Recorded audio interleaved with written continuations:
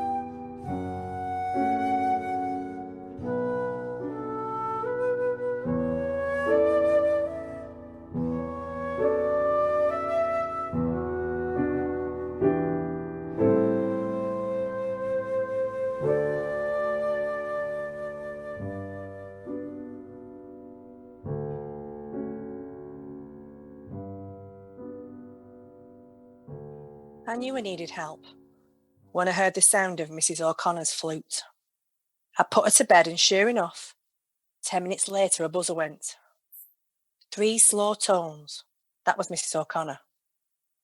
I went down the corridor at my own pace, because it was never anything serious. But as I reached her door, I heard the beautiful soft tones of a flute. I stopped to listen and thought, the old girl is actually playing a flute. I was all ready to grab the thing off her and tell her to get some sleep when I raced through the door, and there she was, sitting up in bed with a smile on her face. She looked at me as if she knew I'd heard it. So I searched the room asking, "Where is it, Margaret? Where have you got that flute hidden?" She turned slowly and looked me straight in the eye and said, "I'm losing it." The door's closing. My first instinct wasn't to look at the door because I knew it wasn't a real door that she was talking about. She slowly lay back down, closed her eyes, and one finger moved back and forth as if listening to music in her head. I stood there, caught in a chill. That was the only time I'd ever heard her voice. Most of the time she communicated with nods of her head. The staff told me she'd had a stroke and couldn't form words. I wished I'd never agreed to do the shift on my own. But we needed the money after Jim, my husband, lost his job. And you're not supposed to work alone, but a few of the other staff were off sick. The manager of the place told me I was more than capable and that I was a tonic for the old folk with my cheery manner. Cheery manner? She knew I couldn't refuse because I was new. I couldn't believe I'd actually went for the interview in the first place. Cleaning up shit, bathing and dressing a bunch of old people. I was ready to leave after my first shift until I thought about how Jim had encouraged me with his wise but sexist, "You're a woman and women do well in the caring profession and the money's not bad." It does get to you though, seeing them withered and old, or sitting on the commode with no clothes on. There was one man. He'd been buzzing for ages and no one was around. So I thought I'd go and see what was wrong. His catheter had come out and he didn't know what to do.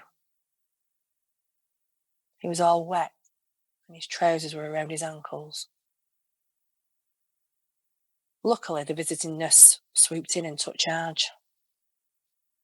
I held his hand while she, not so delicately, fitted it back in. But I caught a glimpse of his face in his dressing table mirror. He was just standing there, silent, vulnerable and trusting. I got angry. I wanted him to be angry too. I couldn't understand why I was feeling like that, but I'm telling you, anybody would need a drink after working in that place.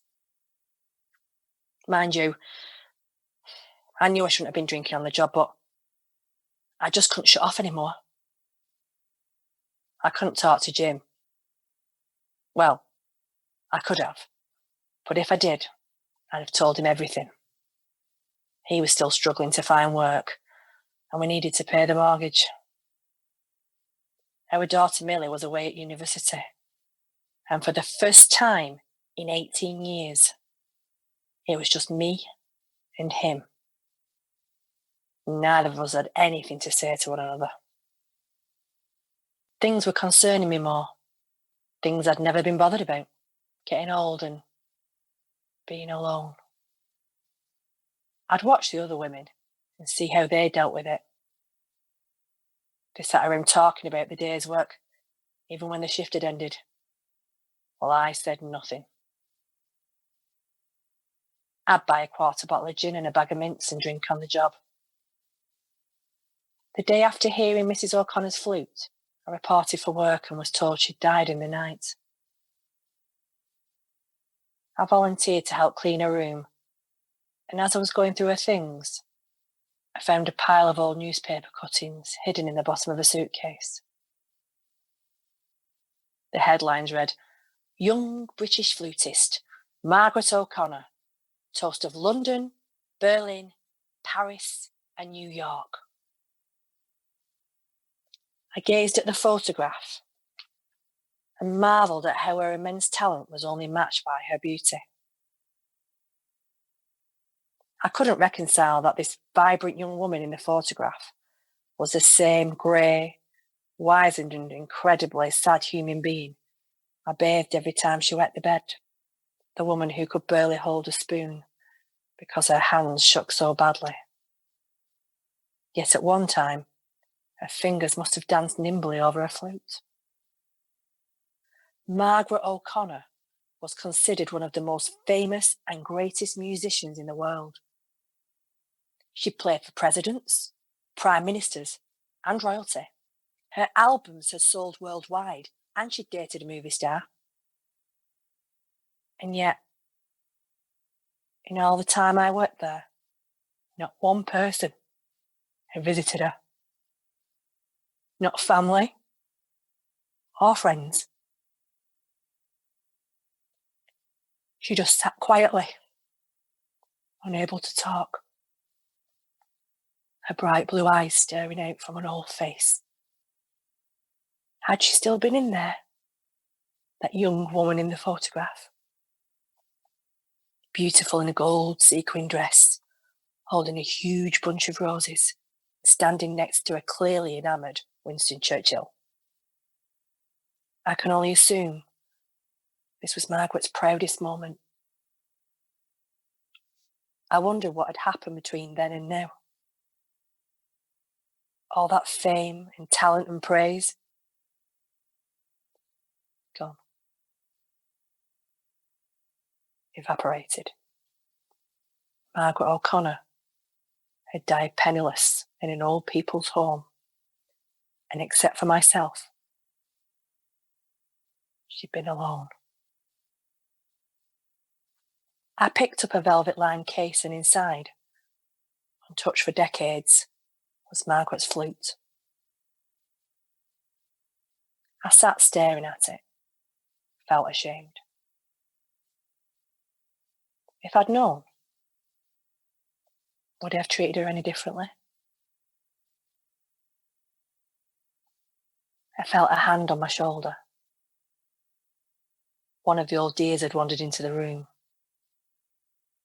I could hear her voice far away. "Don't cry, love."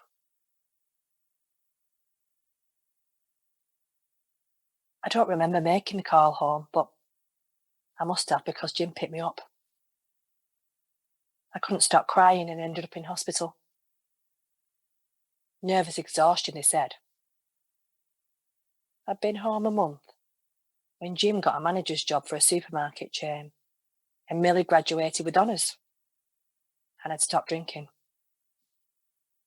One afternoon when he came back from work, Jim found me sitting in the dark, listening to a live recording I'd discovered of a concert Margaret had given in New York. It was only then that I told Jim everything. how it had been for me. He held me tight, and we talked through the night, and we haven't stopped talking since. But some nights, I still hear Mrs. O'Connor's flute and the sound of rapturous applause.